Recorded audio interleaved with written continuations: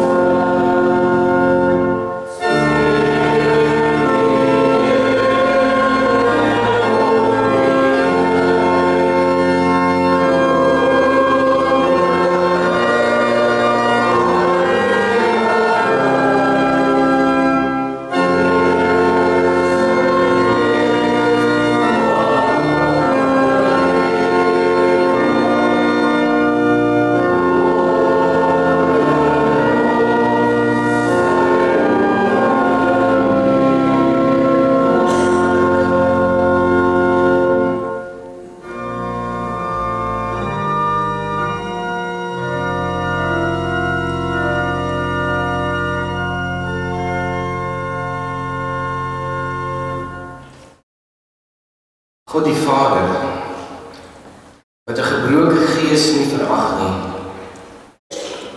sal ook jou verslae hart oprig. Jesus Christus, wat jou sonde aan die kruis gedra het, bring vir jou genesing deur sy wonde. Die Heilige Gees, wat ons in volle waarheid lei, bring vrede en vergifnis. Amen. God het aan elkeen van ons tyd gegee om te leef. Ons erken dat ons tye in sy hand is. Ons erken hom as die God wat ons geskep het. En ons loof hom deur die sin van Psalm 209.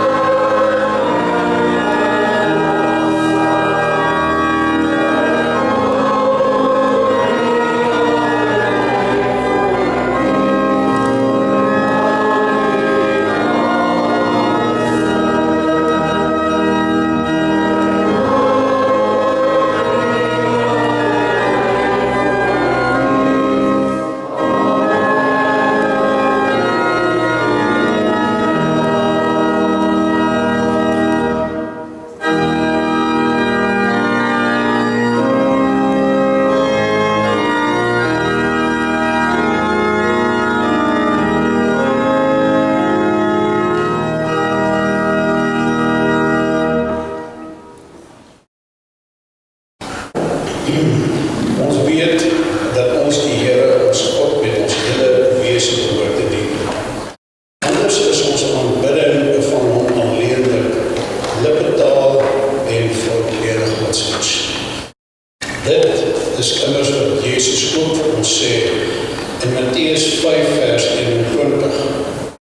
Nie elkeen wat sê, Here, Here, sal in die koninkryk van God ingaan nie, maar net hy wat die wil doen van my Vader wat in die hemel is. Baie sal daardie dag sê, Here, Here, het ons dan nie in u naam getree nie, deur u naam bose geese uitgedryf en deur u naam baie wonders gedoen nie, dan sal ek openlik vir hulle sê, ek het julle nooit geken nie. Gaan weg van my af, julle wat die wet van God oortree.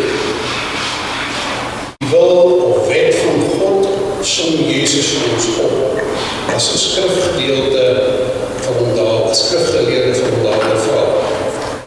Jy moet die Here jou God lief hê met jou hele hart, met jou hele siel en met jou hele verstand. Dit is die grootste en eerste gebod. En die tweede wat hiermee gelyk staan, jy moet jou naaste lief hê soos jouself. In hierdie twee gebooie is die hele wet en die profete saamgestel. Ons vind dit in Mattheus 22 vers 37 tot 40. Meer dan die wet van God weet ons hoe ver ons tekort skiet. Ja, dat ons verlore is in ons sonde en van die goeie God vervreemd. Tog doen die Here aan ons die wonder om ons as kind terug te neem. Ons bely nou staande ons geloof in hierdie drie enige God.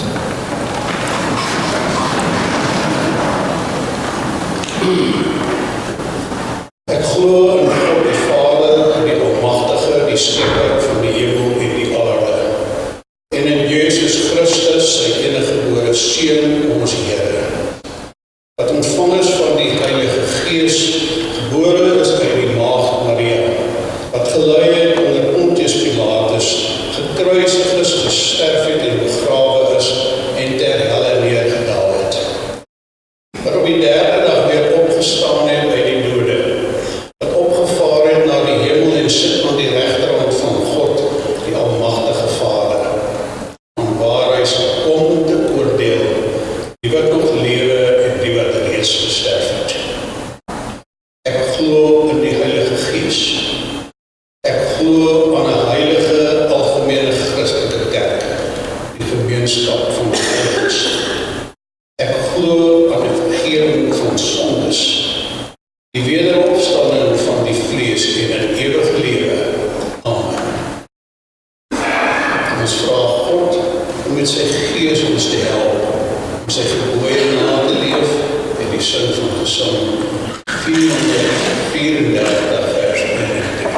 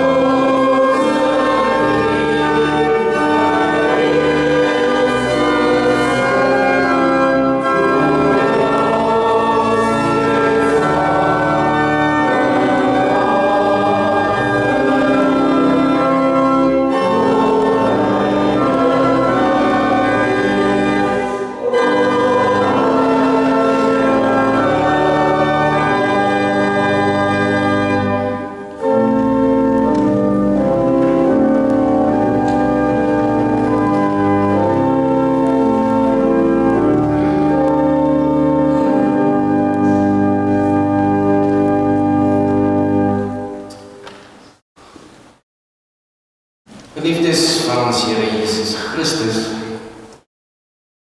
het die eerste Sondag in die nuwe jaar het goed gedink om so 'n bietjie rondom die tema vir die jaar aan aandag te begin gee. Daar's 'n paar dinge wat op mekaar gaan bou en wat ons later gaan sien. Dit is belangrik om eers te hoor ook dat die Here God elkeen van ons ook voortdurend oproep om naby hom te leef. Ons beweeg soms ver van God af. Dan moet ons terugkeer. Dan moet ons weer teruggaan na die basis.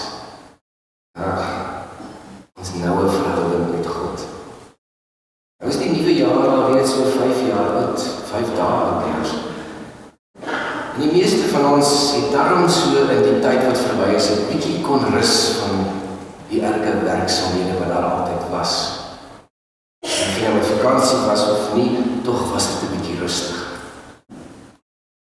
Maar die nuwe jaar begin maar baie gou weer met al sy uitdagings.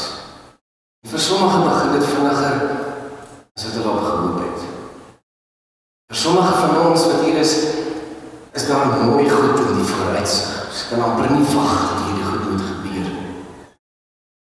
Vir ander van ons is die jaar so 'n bietjie van 'n klomp berge wat voor ons lê en ons weet nie hoe gaan ek daar oorkom nie. Maar wat ook al op hierdie stadium my prentjie oor die nuwe jaar, ek het daarom al 'n kalender. En my kalender het sekere paadjies vir my al begin duideliker maak oor hoe ek hierdie jaar moet binnegaan.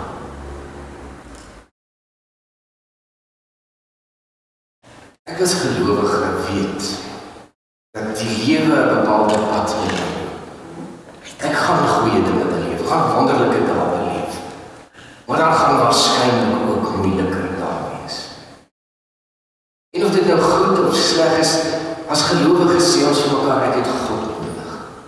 Ek het God nodig om my te lei. Om my die pad aan te dui. Om my rigting te gee. My krag te gee. En dis hoekom ons ook vandag ook hier by mekaar is, ons by die kerk is, om God se woord te hoor, dat God ons lei, dat God ons toerus, dat God sy woord op ons pad sal laat val, waar die lig sal laat val, dat ek weet waar ek moet loop en waar ek gaan. Nou weet ek en jy dat wanneer God praat, dan gebeur daar dinge. Ek wil amper so ver gaan om te sê, verwag die onverwagte as God praat. Hoekom? Want God se woord is lewe. En as God praat en as God iets sê, dan gebeur daar goed. Dit laat die mense onwillekeurig dink aan Genesis, die skepingsverhaal. Want dan lees jy, dan staan daar, en God het gesê, laat daar. En God het gesê, laat daar. En dit is hoe hy geskep, alleen maar met 'n woord. Maar mense moet ook goed oplet daar, dat dit wat in die geestelike is waar dit begin.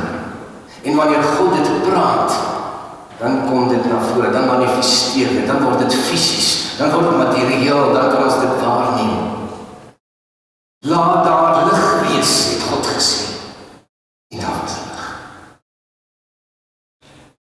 Jesaja getuig iets van dieselfde as die Here met hom praat en vir hom sê, dit is wat my woord is. Hy sê daar in hoofstuk 55, so sal die woord wat uit my mond kom ook wees. Dit sal nie onverrigte sake na my toe terugkeer nie. Maar dit sal doen wat ek gedoen wil hê en tot stand bring waartoe ek dit gestuur het. So as God praat, gebeur daar goed. Ons gaan vanmôre 'n gedeelte lees in die Ou Testament. Profeteboek Esegiel. Gedeelte, miskien ken ons nie die boek Esegiel so goed nie, is nogals moeilik om te verstaan. Hierdie hoofstuk wat ek gaan lees, het jy waarskynlik al in die lewe gelees. Ek het al by geleentheid ook daaroor gepreek. Vandag val die skoop is so klein bietjie anders. Dalk aan by dit wat ek sopas weer sê ook. Vir God wat praat en dinge gebeur. Esegiel 37, kom ons lees dit saam. Ek lees in die 83 vertaling in die Bybel hier voor my, bladsy 901 van die Ou Testament, as jy dit in die eie Bybel wil volg. Dit is ook die skerm. Vanaf vers 1. Die mag van die Here het my in besit geneem en my deur die gees van die Here uitgebring en neergesit binne in 'n laagte. Die laagte was vol bene en die Here het my om die bene laat loop en ek het gesien daar is baie bene in die laagte en hulle is baie droog. Toe vra hy vir my, mens, kan daar in hierdie bene weer lewe kom? Ek het geantwoord, nee, dit weet net U, Here my God. Hy sê toe vir my, tree op as profeet vir hierdie bene en sê vir hulle, hoor die woord van die Here, droë bene. So sê die Here my God vir hierdie bene, ek gaan gees in julle laat kom, sodat julle kan lewe. Ek sal vir julle senings en vleis aansit en julle oortrek met vel, en dan sal ek gees in julle gee, sodat julle kan lewe. Dan sal julle besef dat ek die Here is. Ek het toe as profeet opgetree soos ek beveel is. En terwyl ek dit doen, hoor ek 'n gedreun. Die bene het na mekaar te beweeg, elkeen na die been toe wat by hom pas. En terwyl ek kyk, kom daar senings en vleis aan hulle en word daar vel behoor getrek. Maar dan was nog die gees in hulle nie. Toe sê die Here vir my, praat nou as profeet met die gees. Tree op as profeet mens. Sê vir die gees, so sê die Here my God. Kom uit die 4 windstreke, gees. Blaas in hierdie dooies in dat hulle kan lewe. Ek het as profeet opgetree, soos die Here my beveel het. En toe kom die gees in hulle en hulle lewe en gaan staan regop. Dit was 'n baie groot menigte. Die Here het vir my gesê, mens, al hierdie bene stel die hele Israel voor. Hulle sê, ons bene is uitgedroog. Ons het geen hoop meer nie, dit is klaar met ons. Tree op as profeet, sê vir hulle, so sê die Here my God, ek sal julle grafte oopmaak en julle laat uitkom, my volk, en ek sal julle terugbring na die land Israel toe. Wanneer ek julle grafte oopmaak en julle laat uitkom, my volk, sal julle besef dat ek die Here is. Ek sal my gees in julle laat kom, sodat julle kan lewe, en ek sal julle in julle land laat woon. Dan sal julle besef dat ek die Here is. Ek het dit gesê, en ek sal dit doen, sê die Here. Hier eindig ons skriflesing. Gelukkig is elkeen wat die woord van ons Here hoor, ook in sy hart bewaar, maar ook daar volgens leef. Terwyl ons so sit, kom ons bid saam.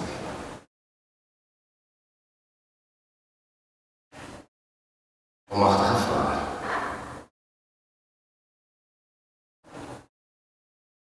die God wat ewig is, wat die Alfa en die Omega is, wat die het nie 'n begin en 'n einde. Anders is as ons. Dat in die goedheid en genade ook vir ons tyd gegee het om te kan leef en mens te kan wees. Wat ook ons tyd in die hand hou. Dankie, Hemelse Vader, dat ons weer 'n nuwe kalenderjaar mag beleef. Maar dinge in ons manier van leef soort van weer opnuut begin, anders begin. Soos die ou jaar kon afsluit, sekere dinge agter ons kon sit, sekere dinge kon afhandel en klaarmaak nie. En nou lê daar vir ons 'n nuwe voor, nuwe uitdagings, nuwe dinge om te doen. En ons dankie, Here, dat U ons hierin begelei. Dat U deur dit alles met ons onderweg is. Dat U die God is wat vir ons bly versorg. Want so beleef ons dit in hierdie tyd toe U vir ons goed is, toe ons so geroep het vir en opgekyk het na U vir reën in ons streek, het U dit gedoen, vir ons reën gegee. Dat hier waar ons woon wonderlik groen geword het alweer. En ons weet daar is nog plekke waar dit droog is. En ons kyk op na die om ook daar uitkoms te gee. Op ander plekke, nie net in ons land, nie ook in die wêreld. Ons dink waar daar groot en erge brande wat daar in Australië is, en ons vra dat hy ook daar uitkoms sal bring. Maar Here, so is U die God wat sorg. So is U die God wat ons lewe in die hand hou. En ons dankie dat ons daarom op 'n Sondagmôre hier by mekaar mag wees, by U voete te kom sit en sê, Here, kom lei ons. Here, kom praat met ons, want U woord bring lewe. U woord herstel. Daar waar dit dood is, maak U dit weer anders. Waarom is ons hier? Want soms is dit ook in ons lewe dood.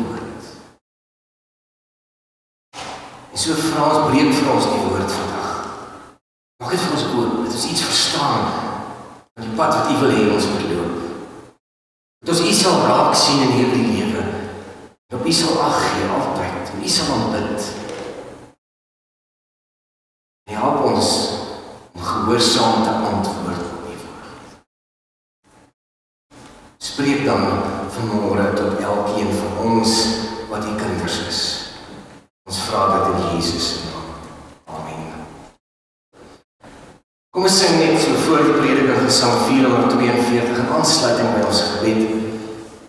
Gees van God wat in my woon, breek die woord vir my.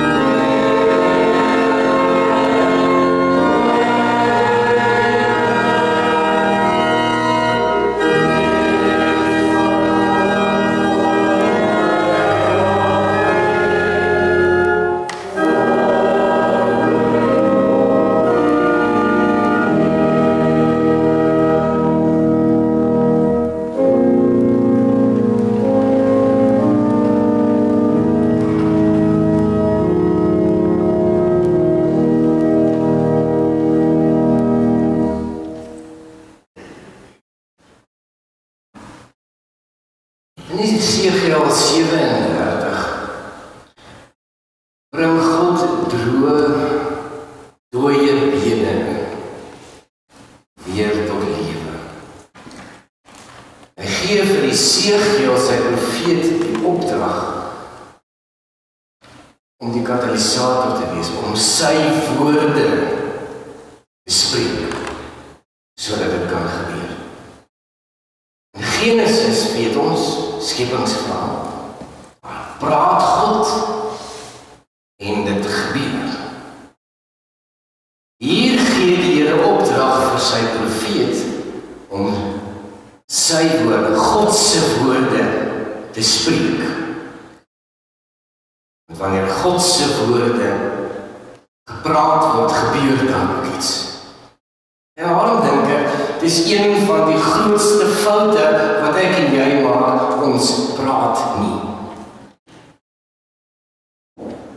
Nie wat ek dink nou eintlik goed en oulik is nie, maar ons praat nie God se woord nie.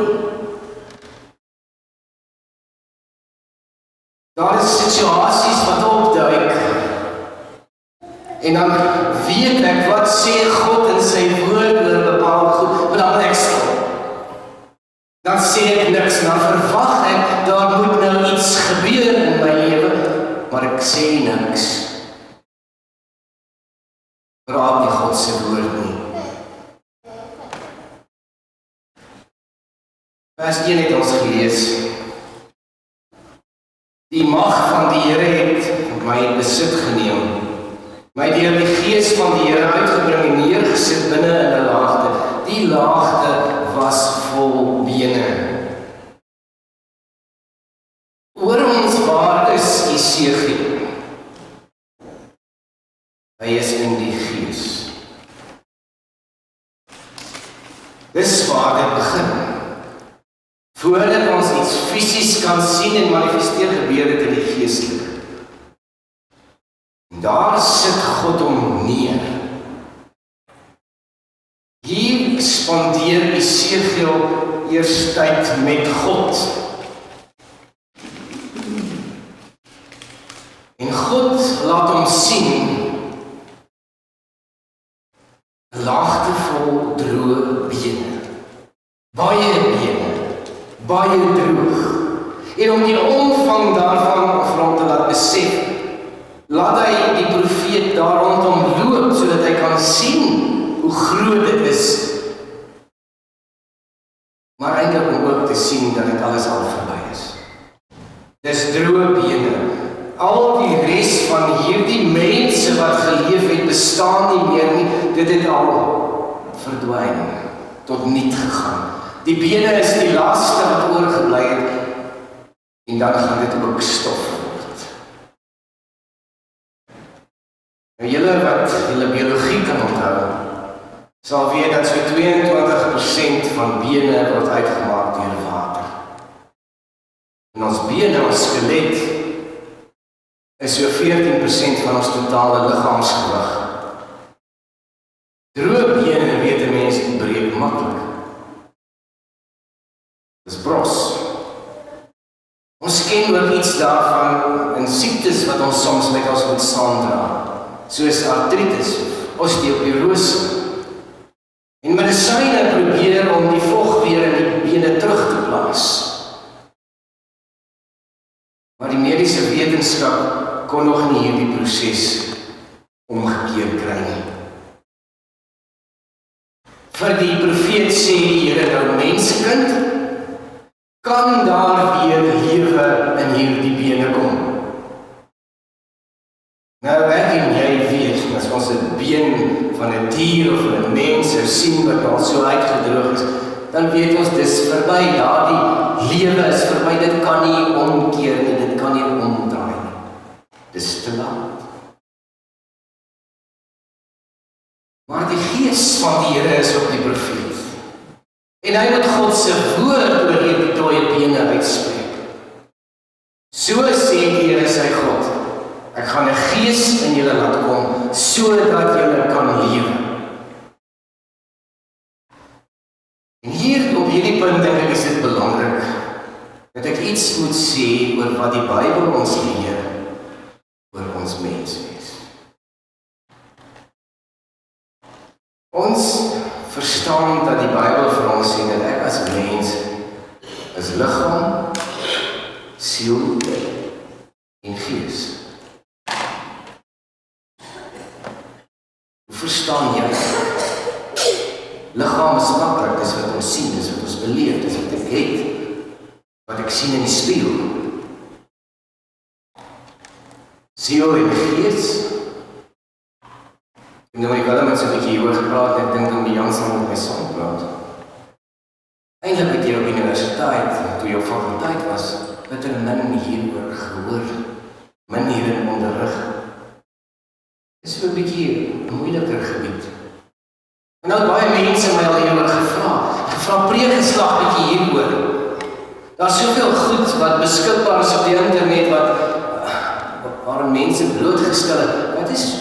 Wat is ons Bybelse antwoord? Hoe verstaan ons dit? Ek sal iets probeer poog oor my verstaan daarvan. Ons siel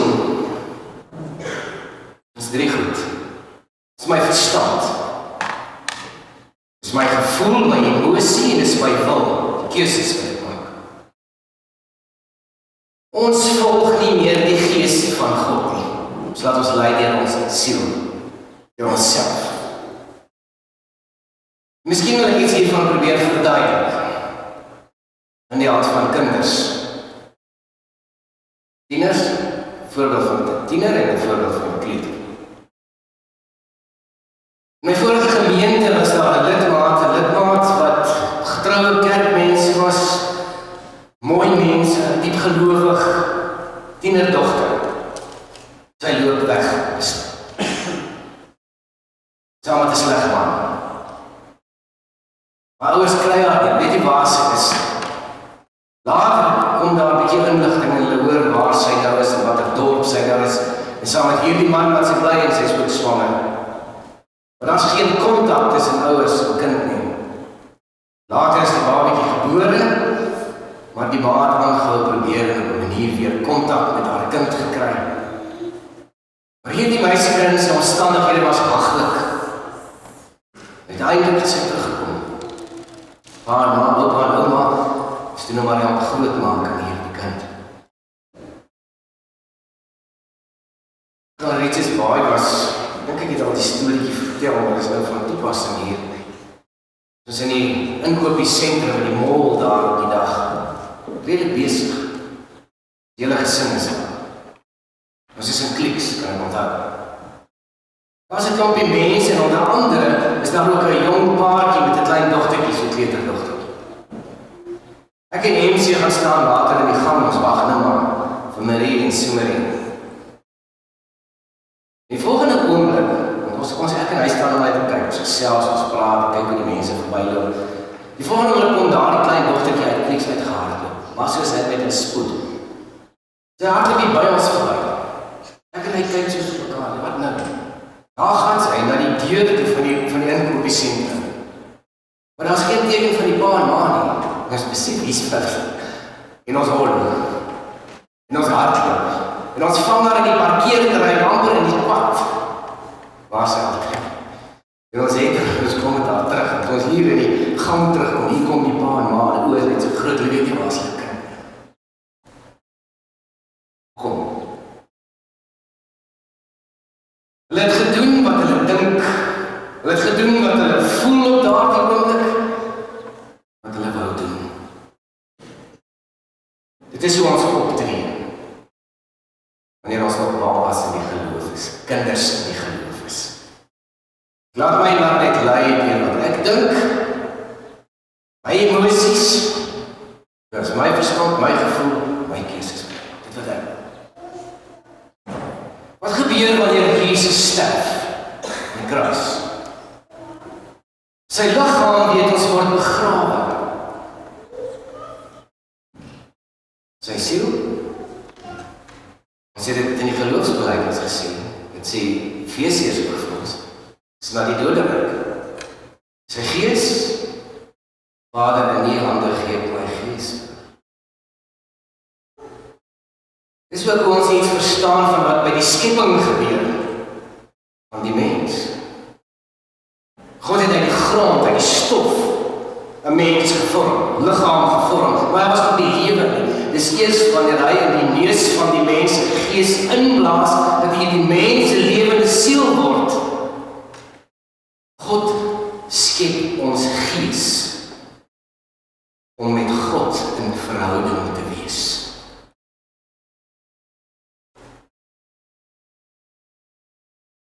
Skep ons liggaam om uiteraard met hierdie wêreld in interaksie te wees, in verhouding te staan met ander mense, en ons siel uiteraard ook dan met al drie. Hierdie wêreld met mense en met God. Wat gebeur wanneer Adam en Eva sondig? Hy wat God gesê het sal gebeur wanneer hulle eet van die boom waarvan hulle nie mag eet nie. Hy het gesê hulle sal sterf. En nou, hulle gaan nie dadelik dood nie. Hulle gees sterf. Hulle liggame gaan later dood. Onthou jy, dan kom God in die tuin. Waar is hy? Dan sê Adam en Eva van, ons het nie gehoor wandel hier in die tuin, maar ons was vir die bang, ons het weggekruip. As nie meer die verhouding met God is weg. Dit is verbreek. Dit is nou net Adam se siel, sy emosie, sy denke, sy wil wat hom laat lei. Efesiërs 2 skryf Paulus vir ons, vers 1 al. Hy sê, ons is dood vanweë ons oortredings en ons sonde. Nie liggaamlik nie. Dis alleen Jesus wat ons weer kan lewend maak. Daarom sê Jesus vir ons dat hy gekom het om vir ons die lewe te gee en dit in oorvloed. Hoor wat hy sê, hy het gekom om vir ons die lewe te gee. So sê hy dan ook in Johannes 6, hy sê, dit is die gees wat iemand lewend maak, die mens kan dit nie self. Jou siel is eintlik maar redelik selfgesentreerd, selfsugtig. Want dink maar, dis wat jou en my lei. Dis my gedagtes, dis my emosies, dis wat ek wil. Maar die drie goed is my kop, my verstand. Dink, my wil is wat ek begeer, en my emosie is wat ek voel. Dis waarom ons soms verkeerd optree. Dis waarom ons soms in die moeilikheid beland. Daar's 'n situasie, en dan tree ek op wat is hoe ek dink, of dis hoe ek voel, dis wat ek wil hê. Dit maak nie vir my saak wat God dink, of wil, of voel. Dis nie hoe dit behoort te wees nie. Daarom maak dit nie eintlik saak wat ek of jy dink, of wil, of voel nie. Dit maak saak wat God wil, wat God dink, en wat God voel. Die enigste manier hoe mens die regte besluit kan neem is om te vra na die wil van God. Here, hoe moet ek in hierdie situasie optree? Here, hoe moet ek hier doen? Ek moet naby God leef om hom te vra, om by hom te pleit, dat hy my kan lei wat sy wil is in my lewe. Dis die pad wat ek het om te loop. As ek maar net doen wat ek wil, is dit 'n baie selfsugtige besluit. Dis wat die siel wil doen. Ons kom in my wêreld, ons kom in hierdie wêreld met 'n dooie gees. Ons staan alleen in 'n verhouding met God, met ons denke. Daarom sê Paulus ook vir ons moet ons denke vernuwe, ons moet anders begin dink, ons moet hoor wat God sê, hoe God dink. Ons moet ons bekeer, omdraai na sy woord. So baie probeer God alleen maar net verstaan met hulle verstand. Omdat is daar so baie sektes. Dis ouens wat weggaan, 'n dwaal weggaan van wat hulle kop vir hulle sê, of hoe hulle voel oor bepaalde goed, of wat hulle agendas op allemaal wees. Dit is belangrik. Wees versigtig dat jy jou ore uitleen en wat se kerk gaan sê. So terug na Jesegiel. God vra hom, kan die bene weer lewe? Die profeet ken God. Hy weet vir God is niks onmoontlik nie. Here, die antwoord ken ek.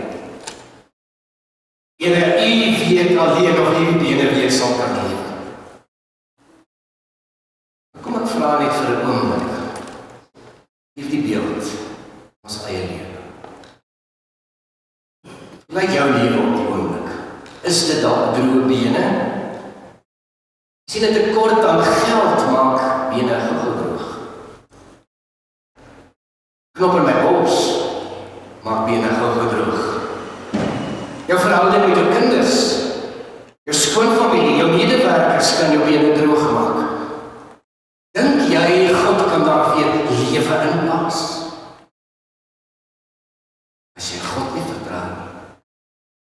As jy nie die wil van God en die pad van God loop, sal jou bene droog bly. God gee aan Esegiel die opdrag om sy woorde, God se woorde oor die bene uit te roep. Maar let ook daar, dis 'n proses. God gee die opdrag, Esegiel moet praat, en dan sal God sy gees in hulle laat kom, sodat daar weer lewe vir hulle sal wees. Sodat hulle sal besef dat hy die Here is, dat hy God is. Hy het gesê, en hy sal dit laat gebeur. Dis God se woord. So hoe gaan ek en jy dit regkry? 2020 en verder in te gaan. Die vertroue en die wete te leef, dat God ook met my onderweg is. Net een manier. Dis deur in die woord te bly. God se woord. God se woord te bly. Wat gebeur as die profeet doen wat die Here van hom vra? Hy het 'n gedreun gehoor en die bene het by mekaar gekom, die wat by mekaar pas. Tree in die geloof op. Doen wat God van jou vra. Dat God se woord die leiding gee. Onthou jy, as Jesus praat, as lees dit in Johannes 6, en die menigte wil daar as vra, luister, dan by geleentheid sê, maar wat hy nou sê, kan ons nie meer saamgaan nie, ons wil dit nie hoor nie, kom ons loop. En hulle loop allemaal in die 12 blykbaar, en dan sê Jesus, wil julle nie ook gaan nie? En wat sê Petrus, Here, U het die woorde van die ewige lewe, nou weet jy so ons gaan, U het die lewe, U is die lewe, U woord, God se woord is die lewe. Ons hou hieraan vas, ons klou hieraan vas. Ons bly hier. Wat sou gebeur het as Esegiel nou net daar die eerste stukkie gesê en toe opgehou het? As dit gelees, daar het vleis aangekom en senings en vel is oorgetrek, maar daar was nog nie lewe nie. Wat sou gebeur het as hy daar gestop het? Begin vertroue verloor het? Hoeveel keer het ek en jy nie al vertroue verloor het? Opgehou doen wat God vra nie. Bly in die woord. Dis 'n voortdurende lewensreis met God, waar ek myself voortdurend tot God bekeer en toelaat dat hy my lei. Sy wil.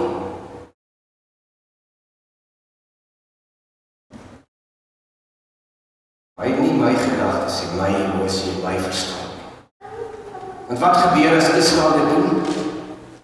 Dan sê hy, nee, dit is klaar met ons. Ons het geen hoop meer. Ons kyk nog na een skrifgedeelte waarmee ek afsluit.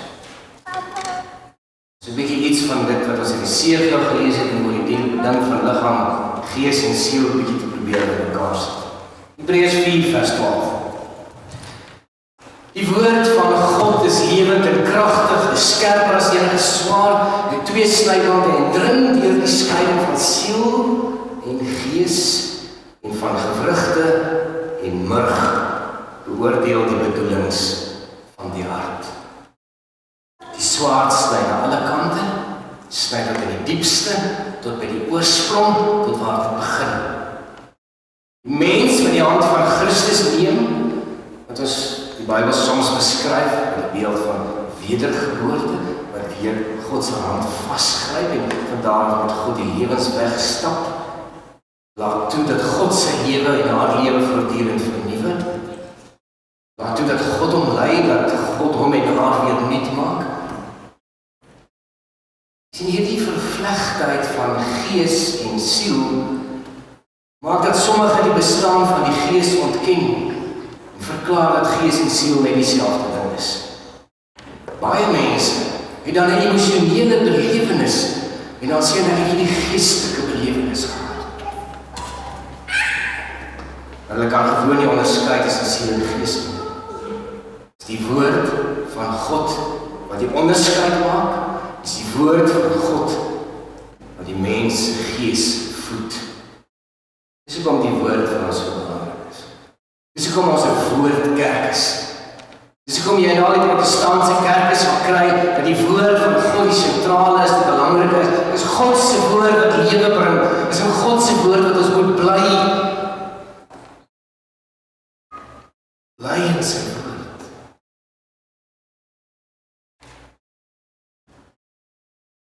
Sny tussen gewrigte en been, murg. Jy sien, jy gaan kyk en hoe lyk mense, se ligamente waar het so uit 'n gewrig uitkom. Dan kan jy amper nie sien waar dit begin nie. Dit lyk asof die ligamente so uit die been uitgroei. Om dit los te maak is amper onmoontlik. Jy moet dit amper afskraap as jy dit sou wil afhaal. Wat sê hierdie beeld? Die woord maak jou motiewe daar, met alles begin daar, waar God het moontlik gemaak. Siel en liggaam, gees van by mekaar, God kyk tot daar, tot die binnekant. So gebruik die skrywer hierdie beeld van die hart, sê dis, kyk tot in ons hart. Die hart word gebruik as die beeld van die setel van ons emosies.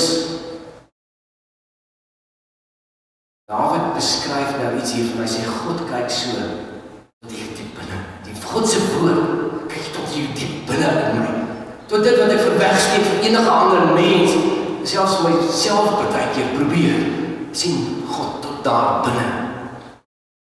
Beskryf dit in Psalm 139 so mooi. Jy sê of hy nou sit en of hy opstaan, God weet dit. En God ken sy gedagtes nog voor dit by hom opkom. Hy sê God ken al sy paaie. Hy sê hierdie gedagte oorweldig. Dit is te veel vir hom.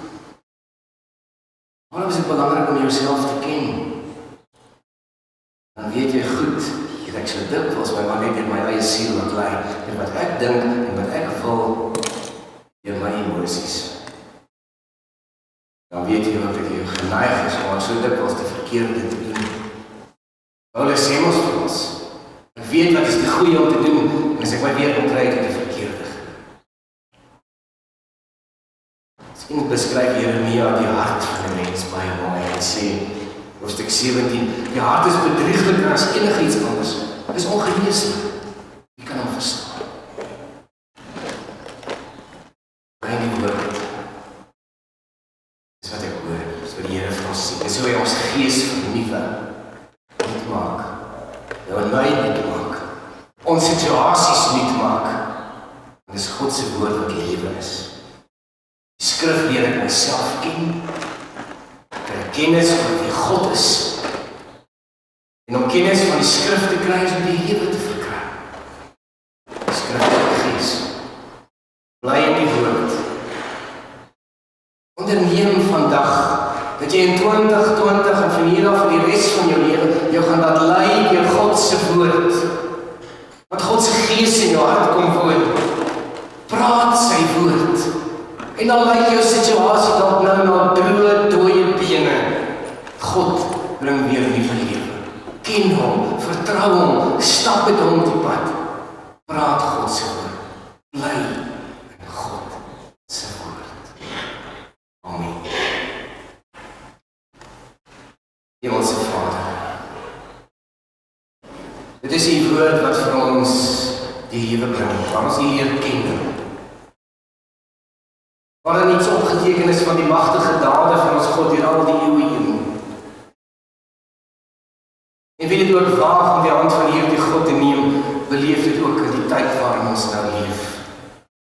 Dat hy steeds 'n God is wat wonders doen, en steeds 'n God is wat met sy kinders op pad loop, en steeds 'n God is wat sy gees stuur om dinge weer nuut te maak, wat vir ons sy woord gegee het, om ons te begelei in die waarheid, in die lewe. Here, ons is nietige sondaar mense. Ons kan nie in die toekoms sien nie, maar U ken ons toekoms. U ken ons lewe, U ken ons harte. Vergewe genadiglik al ons baie sonde. Was dit af met die bloed van ons Here Jesus, en Here, vat ons hand, lei ons. Lei ons in ons pad vorentoe. U ken ons omstandighede, en die van ons se lewe waar daar net droë bene is. O Here, gee weer, dat die Gees daaruit gespreek sal word, dat daar weer lewe sal kom. Maar Here, U ken ook ons omstandighede wanneer dit met ons goed gaan. Gee dat ons U nie sal vergeet. En die woord steeds gehoorsaam sal bly en sal vashou, want dit is die woord van die lewe, soos Petrus sê. U woord, Here, U die woorde van die ewige lewe. Dit is wat U vir ons gee. So begelei ons, so stap U met ons. So smeek ons dit van U. Hoor ons as ons bid, Here. Amen. Kom ons sing ten slotte Gesang 529, al 4 verse. Dis 'n danklied, ons dank die Here vir sy liefde, 'n God wat hom oor ons ontferm, 'n God wat ons by die hand kon neem het, weer lewe in ons kom blaas het. En daarom bring ons hom die dank vir al sy goedheid, elke dag van ons lewe.